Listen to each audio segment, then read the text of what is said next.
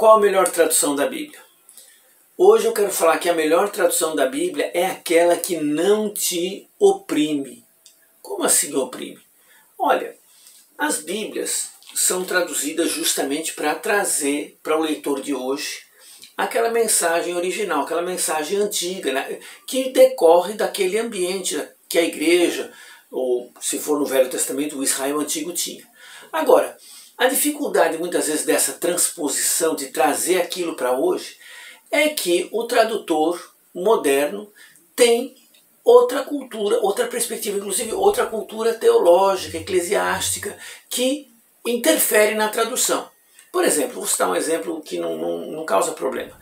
O antigo diz, vamos nos reclinar à mesa, porque eles não sentam em cadeiras, eles deitam em divãs ou em esteiras, né, para comer assim como que reclinado, como que deitado. Nós não, nós temos mesas altas, cadeiras que os nossos pés ficam debaixo da mesa e nós sentamos à mesa, não na mesa, né, à mesa.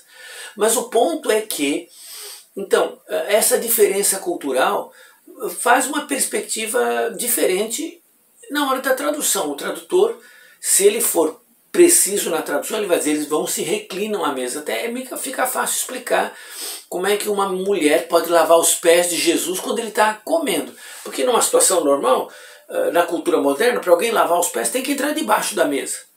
Mas na cultura antiga, os pés estão jogados para fora, porque a pessoa está aqui reclinado com o pé para lá e comendo aqui na mesa. Então, o reclinar-se à mesa, que é o hábito antigo, explica certos procedimentos que a gente lê no texto. Se eu traduzisse pelo equivalente moderno, Jesus sentou-se à mesa, fica muito estranho a mulher entrar debaixo da mesa para lavar o pé dele, até um quadro que não tem lógica. Então, o tradutor tem que tomar cuidado de trazer essa ambientação cultural, esses costumes. E o problema da tradução, a maioria das traduções modernas, se começou a traduzir modernamente a Bíblia com o quê? O protestantismo no século XVII. As traduções anteriores ficaram no esquecimento. Né?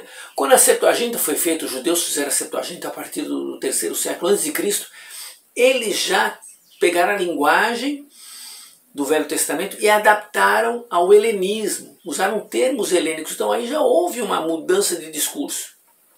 Quando os tradutores traduziram as Bíblias para os idiomas europeus modernos e agora para todos os idiomas do mundo, eles estavam traduzindo um discurso de uma turma antiga para um novo ambiente cultural. Agora, o ambiente cultural da igreja primitiva, eu entendo, era muito igualitário, muito fraterno, muito de comunhão, de iguais.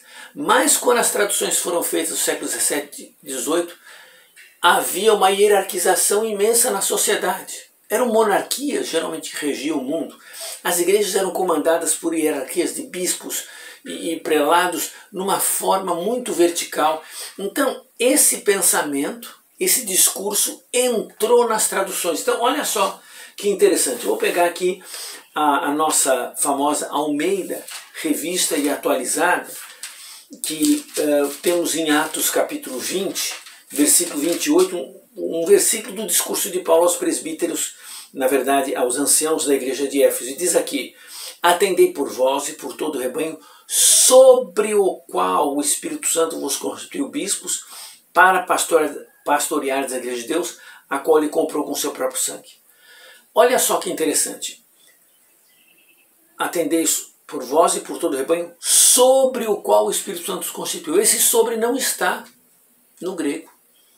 No grego, a palavra é em, tanto que, olha que interessante, a nova Almeida atualizada, nesse momento, já fez um progresso. Cuidem de vocês mesmos e de todo o rebanho no qual o Espírito Santo os colocou como bispos. Então, você veja, essa revisão da nova Almeida corrigiu a antiga Almeida revista e atualizada. Agora, o que acontecia na Almeida revista atualizada? Havia um discurso que vem justamente dos tempos de Almeida, um discurso antigo, em que os bispos, essa palavra também é uma palavra estranha, né? Não devia ter sido usada, estão sobre a igreja. Então esse sobre é a hierarquia, é o comando, é o general está sobre o coronel, que está sobre até chegar no soldado. Então, isso existia no tempo moderno e no tempo dos tradutores. No tempo do Novo Testamento, hierarquia na igreja não existia. Existiam diferentes dons e funções, existiam anciãos, existiam servidores, mas as funções eram tratadas de um modo muito mais ligado com o serviço e com o exercício de tarefas e funções do que como é modernamente. Essas questões são questões de poder. Quem pode fazer uma pregação? Quem pode fazer um trabalho? Então, as traduções hierarquizam o discurso. Elas mudam o discurso antigo igualitário para um discurso de poder. Mas eles estão fazendo isso por conta do quê? Não é por malvadeza. É porque justamente o tradutor muitas vezes não percebe que ele está, vamos dizer, basicamente trazendo o discurso que existe no seu tempo para o texto. Na análise de discurso a gente diz que o discurso fala por meio da pessoa. A gente pensa que a gente fala o discurso, mas não, o discurso nos fala. Esse discurso que existe sobre a igreja precisar ter hierarquia, ter chefia, ter liderança, isso entra no nosso pensamento de forma que a gente toma isso como certo. A ideologia boa faz isso, é um dado como certo, ninguém vai questionar. Então, as traduções todas vão colocar essa postura do obreiro estar sempre sobre, né? Então, você vai ver esse tipo de problema que você viu na Almeida, revista e atualizada, em muitas traduções. Os presbíteros, na verdade, palavra também ruim, bispo, presbítero, palavras ruins que não significam nada em português, esses obreiros estão sobre a igreja. Um outro caso mais grave, por exemplo, acontece aqui na NVI, eu vou pegar aqui uma NVI, em Hebreus 13, no versículo 17, que fala sobre, a Almeida diz, obedeçam vossos guias, né? Ainda uma expressão que está no perigo, mas olha aqui, aqui diz, obedeçam aos seus líderes e submetam-se à autoridade deles. Eu estou lendo na NVI. Eles cuidam de vocês como quem deve prestar contas. Obedeçam-lhes para que o trabalho deles seja uma alegria e não seja um peso, pois isso não seria proveitoso para vocês. Mas veja, o que a NVI fez? Ela trouxe a palavra líderes, que é uma palavra moderna. A palavra líder vai surgir, acho que no século 17, 18, realmente é uma palavra do século 20, a palavra líder. Palavra muito importante no século 20. Mas, em termos bíblicos, o conceito de liderança, que é chefia, que é comando, ele vai contra o que Jesus disse, que é para servir ao invés de ser chefe. E, não só isso, a NVI coloca uma palavra, submetam-se à autoridade deles. A palavra autoridade não aparece no grego, em Hebreus capítulo 13, versículo 17. A palavra grega para autoridade é exousia. Exousia não aparece aqui, não existe, nenhum manuscrito, nada.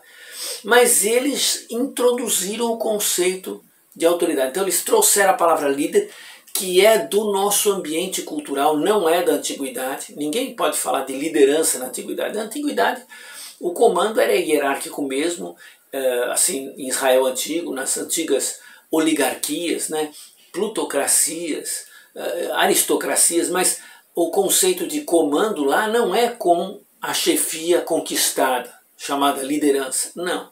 Esse conceito de liderança vai beirando o nosso processo democrático moderno, mas a palavra é introduzida aqui no texto bíblico contra o texto bíblico, que Jesus já disse que entre vocês não é assim, entre vocês não é um em cima do outro, vocês estão aqui para servir. Eu vim aqui dar minha vida por vocês. Então, a NVI pega esse texto e coloca como liderança e submeter-se à autoridade destas pessoas, né? Então, e esse tipo de situação vai ocorrendo em muitos textos bíblicos. Então, o que acontece? As traduções estão basicamente dominadas pelo discurso. Por exemplo, as traduções católicas, aqui em Hebreus 13, elas usam a palavra dirigente. Mas no original grego, os que estão guiando, não é nenhum título, um substantivo, é um verbo. Tudo bem, o verbo tem um artigo, aqueles que estão guiando.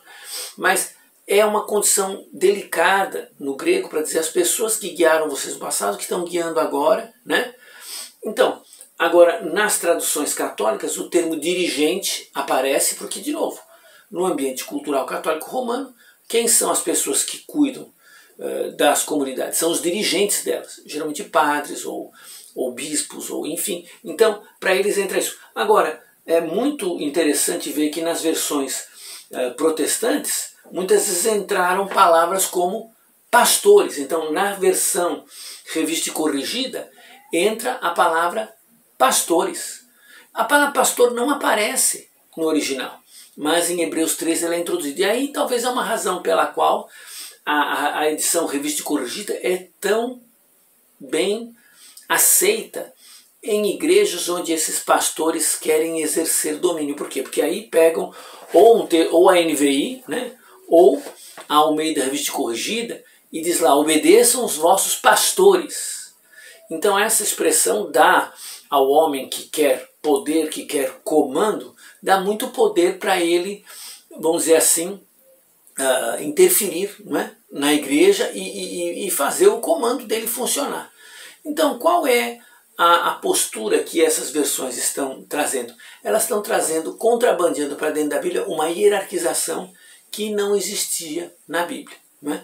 Então, criando um degrau, né? Uma hierarquia, ou seja, uma distinção arbitrária entre pessoas que não existem no Novo Testamento por conta da tradução.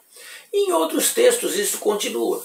Por exemplo, uma situação muito criticável, que até continua aqui na Nova Almeida Atualizada, está em Romanos 12, quando diz aqui, no versículo 12, faz aquela lista de dons: o que exorta faz com dedicação, o que contribui com generosidade, o que preside com zelo, quem exerce misericórdia com alegria. O que preside aqui, a tradução do grego não precisa ser necessariamente preside, pode ser aquele que cuida.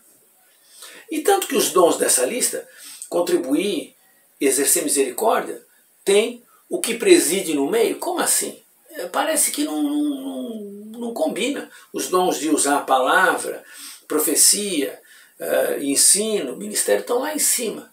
Mas na verdade a palavra, muitas vezes traduzida como presidir, né, no Novo Testamento, o verbo proistemi, no sentido do Novo Testamento, ele poderia significar cuidar. Cuidar. Em alguns lugares do Novo Testamento ele não poderia ser traduzido diferentemente de cuidar, não é? Teria que ser cuidar mesmo. Mas as traduções eles colocam o verbo governar, né? Então, por exemplo, a NVI, lá em 1 Timóteo 3,5, quando fala: se alguém não sabe cuidar da sua casa, como assistirá o povo de Deus, a igreja de Deus? Mas eles traduzem: se alguém não sabe governar a sua casa. Então veja, verbos de hierarquia, de governo são trazidos não só para o relacionamento familiar, mas para o relacionamento da igreja. A pessoa vai governar a igreja também. Então, é um contrassenso que as traduções estão fazendo. Então, a maior parte das traduções, claro que de vez em quando alguma tradução não faz isso, mas a maior parte das traduções está no caminho de introduzir muitos termos com a ideia de liderança, que estão totalmente ausentes no Novo Testamento. A ideia de governo, por exemplo, a tradução brasileira vai dizer lá em Hebreus 13, aqueles que vos governam. Imagina se alguém governa na igreja. Mas, de novo, a versão brasileira foi feita numa época de 1910, né, revisada recentemente, mas numa época que aquela verticalização estava presente. Então, o verbo cuidar é traduzido como presidir, quando há uma possibilidade de colocar ele como um verbo de comando. Então tudo isso faz com que a gente lembre que as traduções bíblicas podem nos oprimir. Vale a pena checar se o discurso mantido pelo tradutor combina com o discurso bíblico de Jesus, que era de uma comunidade igualitária, comunidade fraterna, comunidade de comunhão, onde as diferentes funções não geram distinção de valor, não geram distinção de autoridade, geram apenas diferentes serviços, trabalhos, funções. Mas esse discurso é um discurso que se perdeu na história do cristianismo.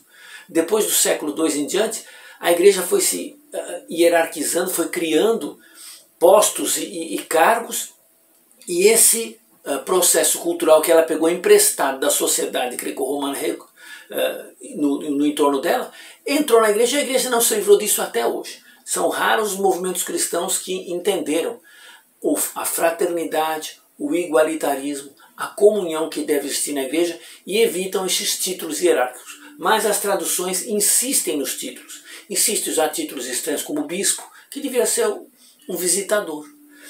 Usam o termo presbítero, que significa mais maduro ou ancião. Gostam de usar o termo pastores, que aparece realmente aplicado ao obreiro cristão uma única vez. Uma única vez, Efésios 4:11 aparece o termo lá. Mas ele é usado em outros lugares. E aí entram termos como liderar, governar, chefiar, dirigir, dirigente. Então, as traduções hierarquizam. Então, como fazer para escapar disso? Temos que relembrar do ambiente no qual Jesus, o ambiente que Jesus fez para a sua comunidade, como é que ela funcionou como uma fraternidade, e aí rever as traduções. Esse é um trabalho contínuo, rever as traduções para que elas deixem de ensinar aquilo que o pessoal quer que a gente entenda, ao invés de ensinar o que a Bíblia está dizendo. Ok? Não deixe nenhuma tradução te oprimir, não deixe. Lembra do que Cristo veio para nos libertar. Até mais, fique com Deus.